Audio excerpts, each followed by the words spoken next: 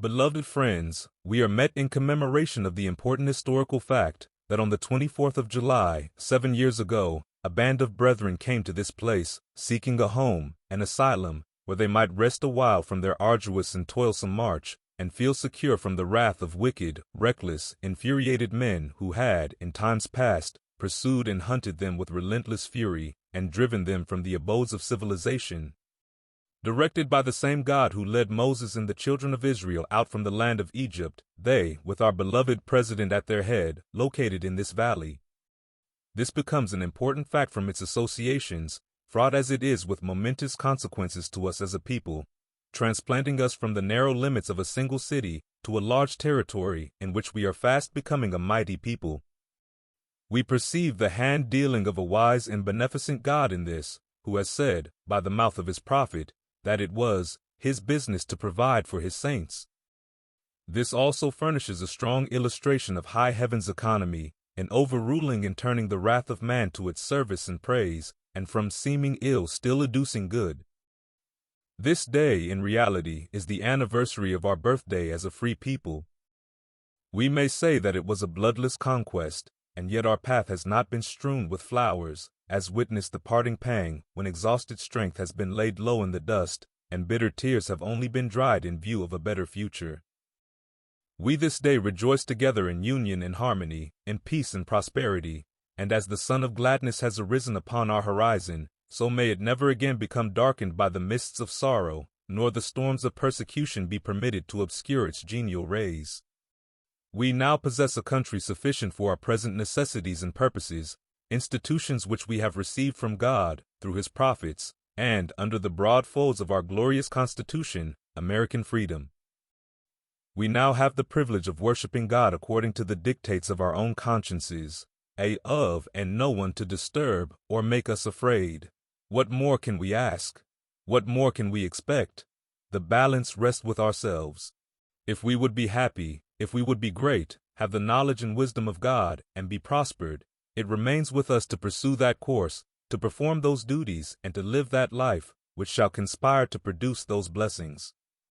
The kingdom will advance and bring with it the treasures of knowledge, wisdom, and power, just so fast as the Lord finds that he has a people ready, willing, and capable of receiving and bearing it off. If we would hasten the time for the coming of the Son of Man with power and great glory, we must increase our diligence, hasten ourselves in the attainment of every perfection, and by our purity and excellence bring unto ourselves heaven's excellence and purity. My friends, this is a day of rejoicing with the saints, and here in this sacred place of worship we mingle together, the old and the young, in offering to our God praise and thanksgiving for his kind mercies and blessings. As we mingle in our amusements and rejoicings, and participate together in our celebration of this day, and the realization of our dependence upon him who has wrought out our salvation, and brought us to an inheritance in this goodly land, amid scenes of joy and prosperity, it is always well to remember and acknowledge the kind hand of Providence, from whom we receive every good and perfect gift. How can we well express the overflowing gratitude of our hearts to the Giver of all good, for what we this day behold? Thousands of children in a single city of less than 7 years' growth, convened under their respective banners, each bearing a motto expressive of their views and sentiments, intention and designs, each bosom swelling with pride and gratitude, that they too are the children of the kingdom, unto whom pertain the promises of God concerning Israel. My young friends, how shall we reciprocate? What shall we do to advance the glorious cause of truth, make ourselves useful, and fulfill the measure of our creation upon the earth? I answer, it is for us to be obedient, hearken unto the counsel of our parents and leaders, to keep the commandments of God. It is to qualify ourselves to follow some useful occupation, to be industrious in acquiring knowledge, and not spend our time in useless visiting and lounging about in idleness.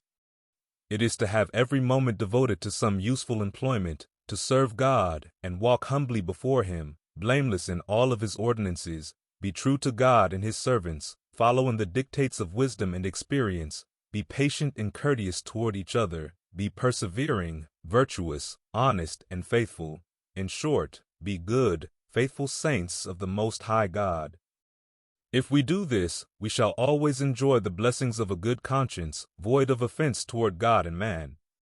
Let our aim be for God, and in exaltation in His kingdom, keeping our minds constantly directed to the attainment of this object, and no matter what may befall us here below, we shall be safe in the arms of our blessed Redeemer, who said, "Suffer little children to come unto me, and forbid them not, for of such is the kingdom of heaven."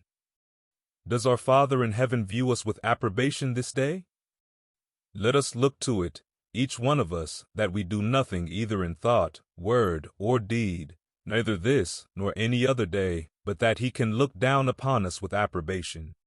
Let not folly nor wickedness be committed in Israel, lest we be called upon to put away the workers of iniquity from our midst, and thus cleanse Israel from sin and guilt. Young men and youths, just rising to take a part in the affairs of men, if you follow in the precepts of wisdom and abide in the counsel of truth, you shall have strength according to your day, and the mountain torrent shall not be more fierce to encounter than you. When the enemy shall again marshal his hosts for battle, the mountain roe shall not be swifter, nor more agile in its flight, than you in scaling the mountain height, or leaping the deep, dark chasm made by 1,000 floods. Nothing shall present a barrier too high, too rugged, or so difficult that you cannot surmount it.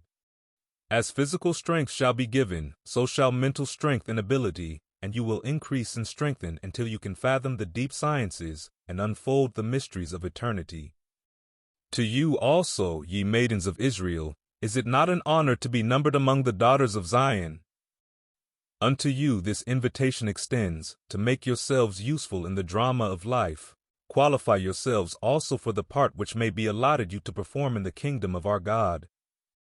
Preserve yourselves in purity and the perfection of every virtue. Let your time be fully occupied in some useful employment, and although you may not be called upon to encounter the fierce contest of the world, as your brothers, fathers, or husbands, yet your path shall so closely entwine itself with theirs, as to strengthen, nourish, and sustain them, be a present help in every time of need. And when the storm clouds shall lower, and fierce persecution rage, be enabled by united faith and energy to bid defiance to Mormon foes, whether they come in form of men in hostile array, or the more insidious and stealthy manner of demons from the arch and subtle intriguer and deceiver of the human race.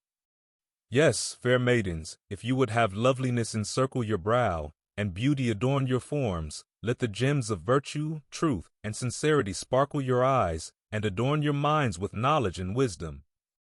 Let excellence, goodness, and industry embellish your lives, and the star of your glory shall never wane, nor the promised inheritance to dwell among the gods be withheld, proving to God and man the kindest blessing high heaven could send, in life a treasure, and in death a friend. This is an age of progress, and if we would keep pace with the times, we must progress also. The youth of other states, territories, or nations must not outstrip us in the arts and sciences, nor in anything that is calculated to adorn life and become useful to man. Situated as we are, so far distant from the emporium of letters and commerce, some may think that this is difficult to avoid, but it is not so.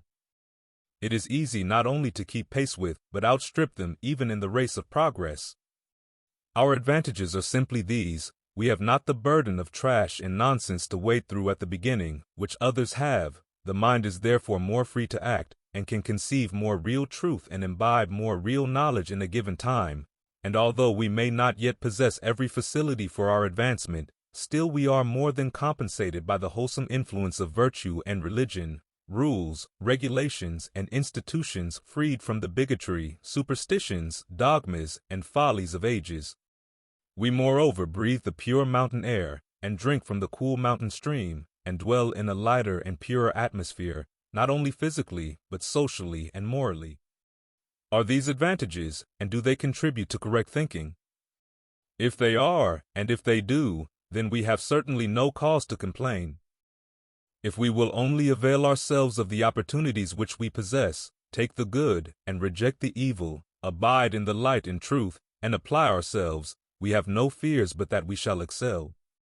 And time will show in regard to our moral and social institutions, which Congress are so often trying to legislate about.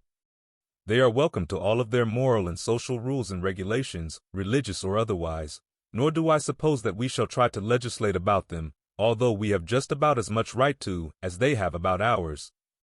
The argument is opportune. I could not wish for better illustration for the subject under consideration than the already muddy and beclouded brains which some of the present Congress exemplified upon this very subject.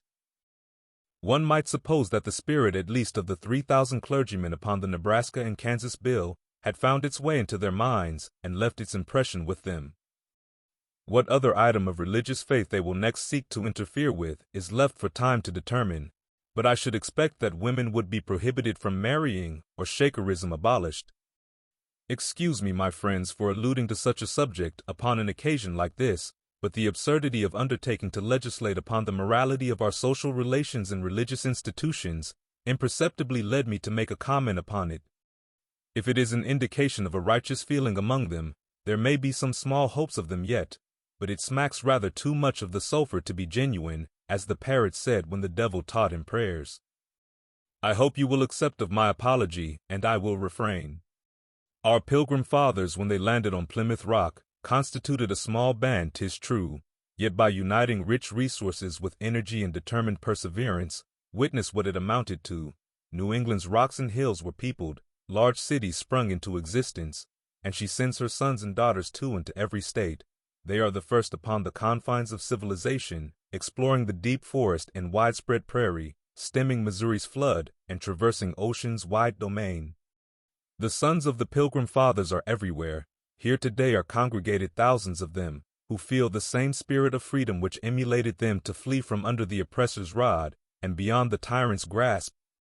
Our pioneers, unlike our revolutionary fathers, did not dissolve their political ties, but more than our Pilgrim Fathers, fled from persecution, and planted their standard like them, free to all to flee unto. Here we hope to preserve American freedom, to ourselves and others, although it was not preserved to us in the land of our nativity.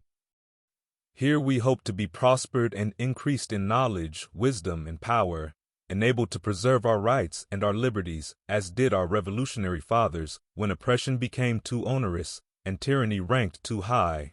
But I forbear. Let us do our duty to ourselves, our country, and our God, be vigilant in the preservation of virtue and truth, and leave the event with the God of nations, who shutteth, and no man can open, and opens, and no man can shut.